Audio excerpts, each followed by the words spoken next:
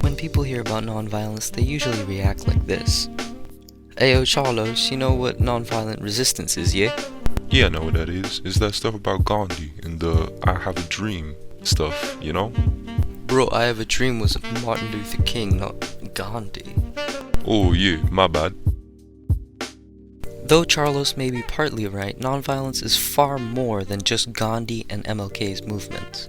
To understand more about the power of nonviolence, we need to do a bit of research. What is nonviolence?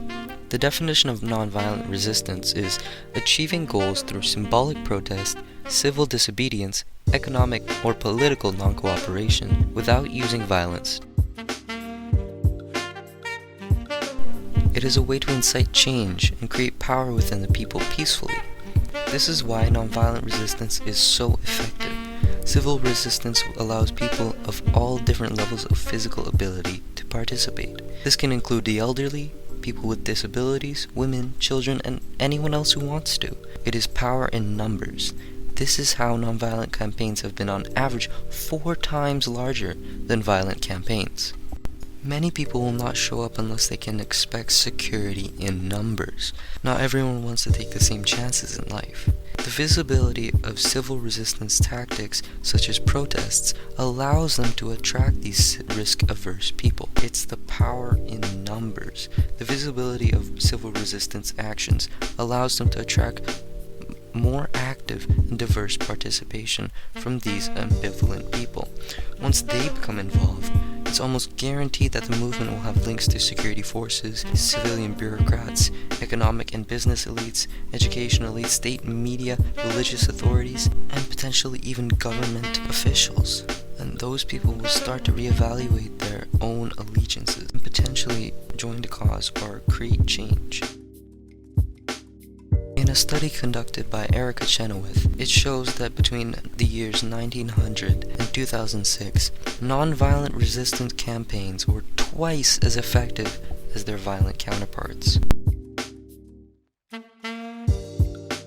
Even in oppressive authoritarian conditions, protesters can tailor their campaigns to succeed. When large nonviolent groups of people use concentrated methods such as protests, along with dispersed methods like boycotts or strikes, even the most brutal regimes have trouble stifling the resistance indefinitely. Meanwhile, movements that opt for violence often unleash terrible destruction upon their communities and can be squashed easily by military forces, usually without achieving their goals. Because citizens can choose to either show up or sit out to support peaceful campaigns, nonviolence allows all kinds of people to participate in some form.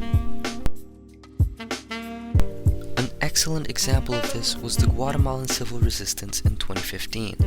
At the time, Guatemala was ruled by a corrupt former military official that had ties to organized crime.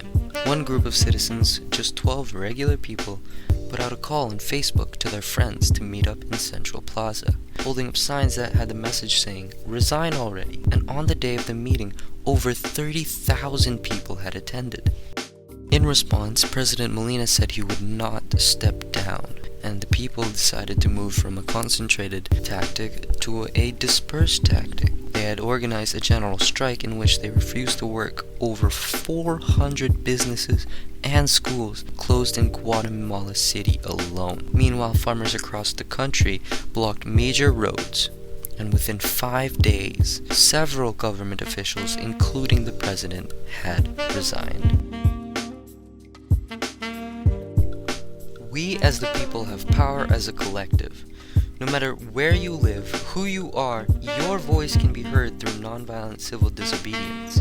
Together, we can make change. United, we are strong.